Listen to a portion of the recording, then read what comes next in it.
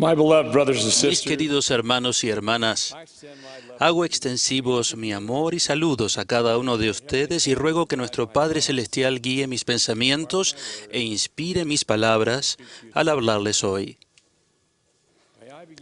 Permítanme empezar haciendo un comentario o dos sobre los buenos mensajes que hemos escuchado esta mañana de la hermana Allred y del obispo Burton del programa de bienestar de la Iglesia. Como se ha indicado, este año marca el aniversario número 75 de este inspirado programa que ha bendecido la vida de tantos. Tuve el privilegio de conocer personalmente a algunos de los que iniciaron esta gran labor, hombres de compasión y de visión. Como lo mencionaron el obispo Burton y la hermana Allred, el obispo tiene la responsabilidad de cuidar de los necesitados que residen dentro de los límites de su barrio. Tal fue mi privilegio cuando era un joven obispo que presidía un barrio de Salt Lake City de 1,080 miembros, entre los que había 84 viudas. Había muchos que necesitaban ayuda. Cuán agradecido estaba por el programa de bienestar de la Iglesia y por la ayuda de la Sociedad de Socorro y los quórumes de sacerdocio. Declaro que el programa de bienestar de la Iglesia de Jesucristo de los Santos de los Últimos Días es inspirado por el Dios Todopoderoso. Ahora bien, mis hermanos y hermanas, esta conferencia señala 3 años desde que se me sostuvo como presidente de la Iglesia. Desde ya han sido años ocupados, llenos de muchos desafíos, pero también de incontables bendiciones. La oportunidad que he tenido de dedicar templos se halla entre las bendiciones más sagradas y que más he gozado. Y hoy deseo hablarles sobre el templo. A ustedes. Durante la Conferencia General de octubre de 1902, el presidente de la Iglesia, Joseph F. Smith, habló en su discurso de apertura de la esperanza de que algún día tuviésemos templos construidos en diferentes partes del mundo donde se necesiten para la conveniencia de la gente. En los primeros 150 años que siguieron a la organización de la Iglesia, desde 1830 a 1980, se construyeron 21 templos, entre ellos los de Kirtland, Ohio, y Nauvoo, Illinois.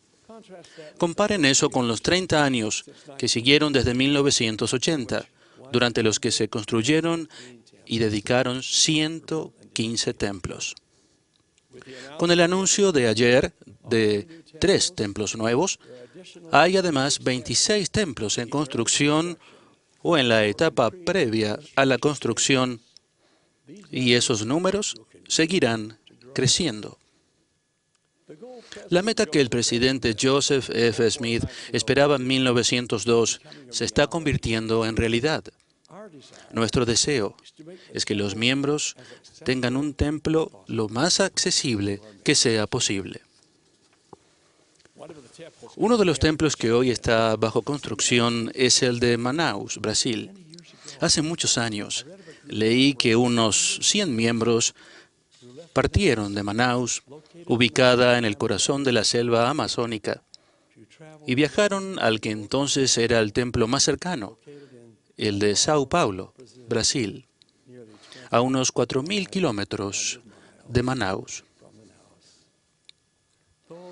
Esos fieles santos viajaron 4 días y 4 noches en bote por el río Amazonas y sus tributarios. Después del viaje en bote, anduvieron en autobuses otros 3 días por caminos sinuosos, con muy poco para comer y sin un lugar cómodo para dormir. Después de un total de 7 días, llegaron al templo de Sao Paulo, donde se efectuaron ordenanzas de naturaleza eterna.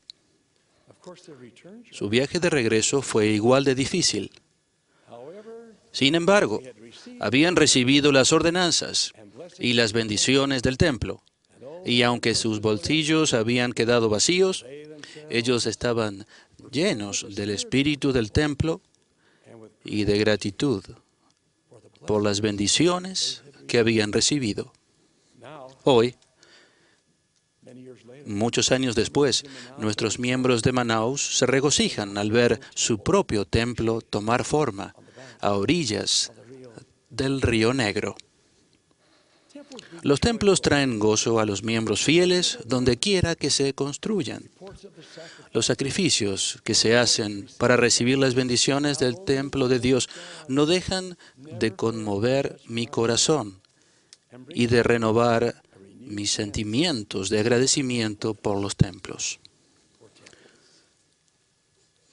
Me gustaría compartir con ustedes el relato de Tihi y Tararaina Mutam y de sus 10 hijos. Toda la familia se unió a la iglesia a principios de los 1960, cuando los misioneros llegaron a la isla donde vivían, que está a unos 240 kilómetros al sur de Tahití. Pronto desearon las bendiciones del sellamiento de una familia eterna en el templo. En esa época, el templo más cercano para la familia Moutam era el templo de Hamilton, Nueva Zelanda, a unos 4.000 kilómetros hacia el sudeste, solo accesible por avión, lo cual era muy caro. La numerosa familia Moutam, que sobrevivía con una escasa entrada de una pequeña plantación, no tenía dinero para el viaje, ni había oportunidades de trabajo en esa isla del Pacífico.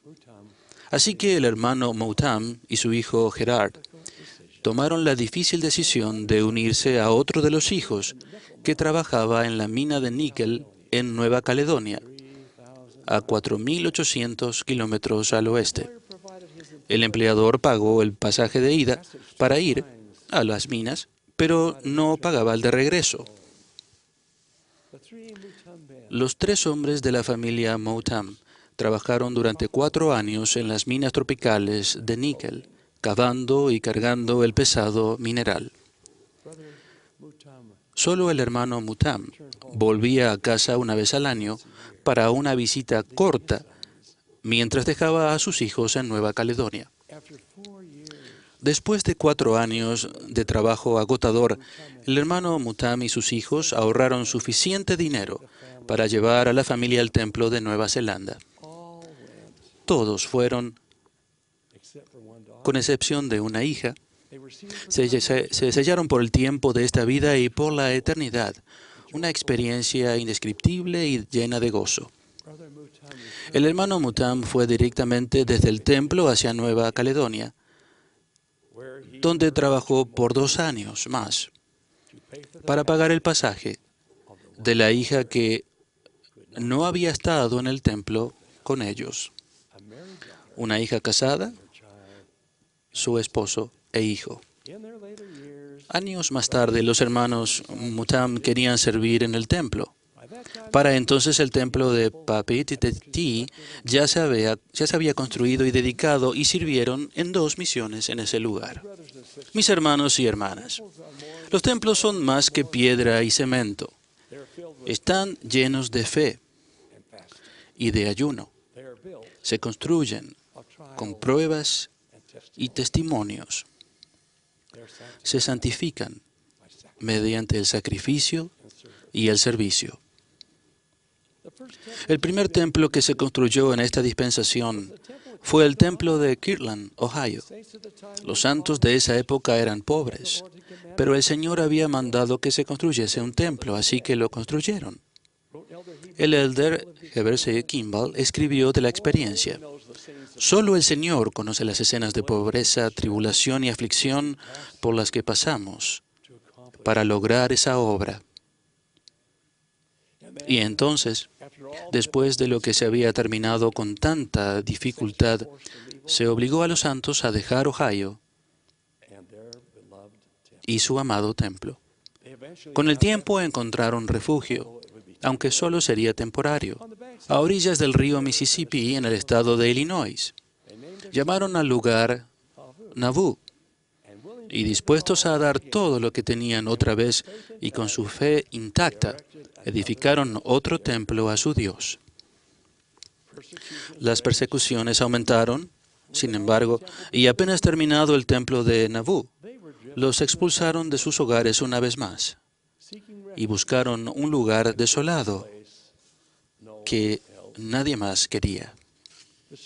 La lucha y el sacrificio comenzaron una vez más al trabajar durante 40 años para construir el templo de Salt Lake, que se erige majestuosamente en la manzana que está al sur de donde nos encontramos hoy, en el centro de conferencias.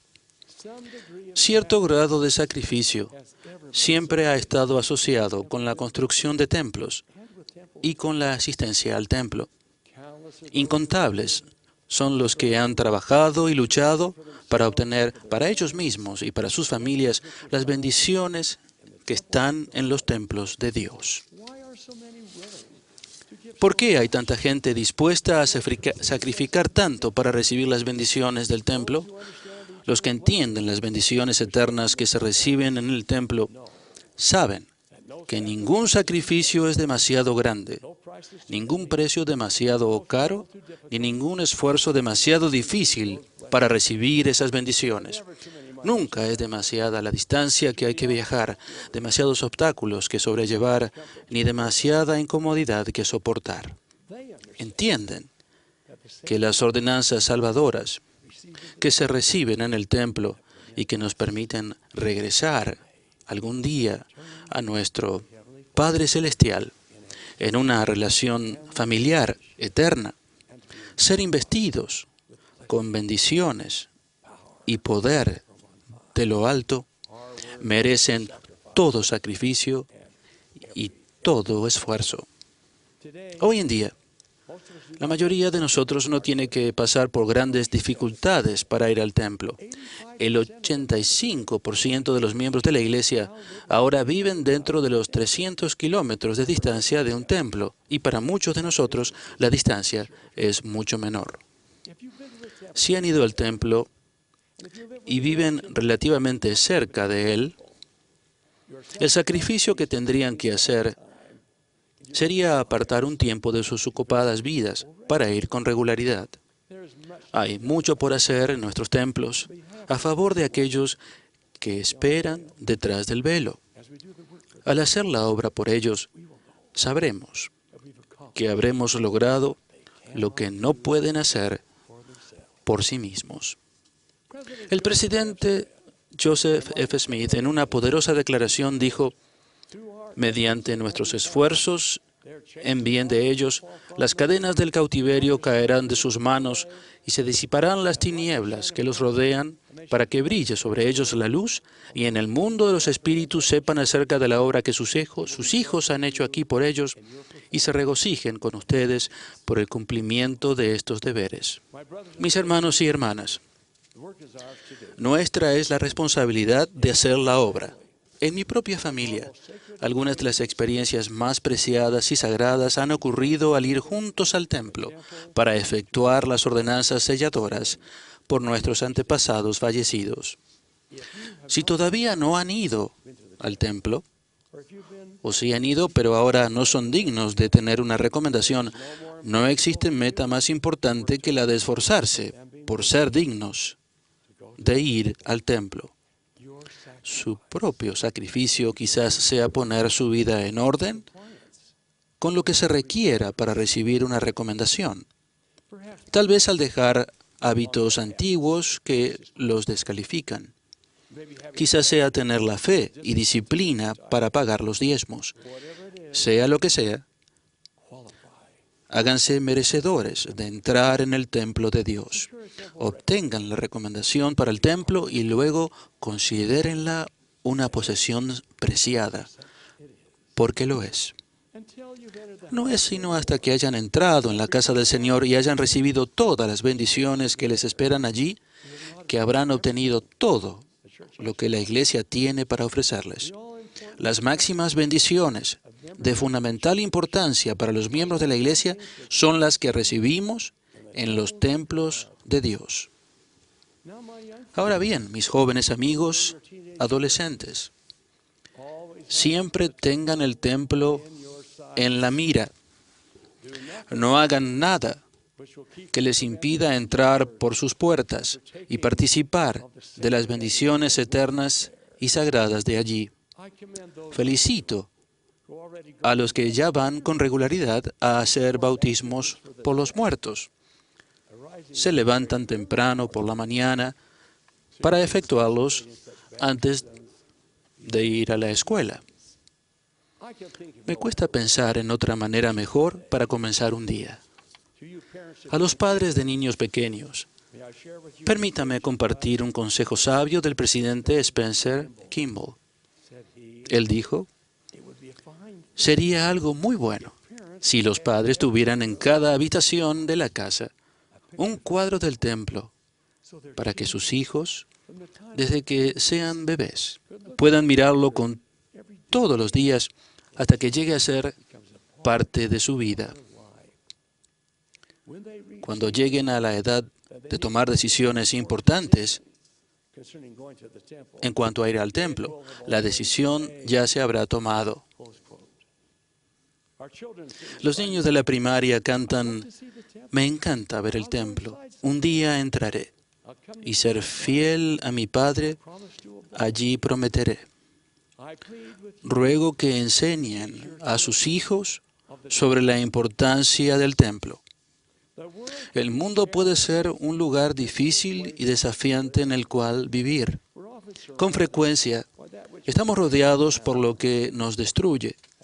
Cuando ustedes y yo vayamos a las santas casas de Dios, cuando recordemos los convenios que hemos hecho allí, seremos más capaces de soportar toda prueba y superar cada tentación.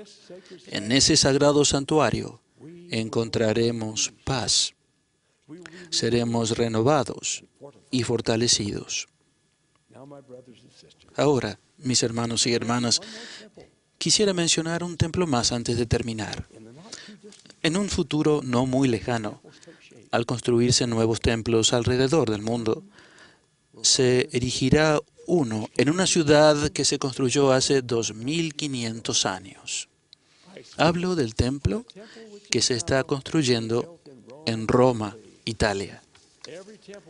Todo templo es una casa de Dios. Cumple las mismas funciones y con exactamente las mismas bendiciones y ordenanzas. El templo de Roma, en forma singular, se está edificando en uno de los lugares más históricos del mundo. Una ciudad donde los antiguos apóstoles Pedro y Pablo predicaron el Evangelio de Cristo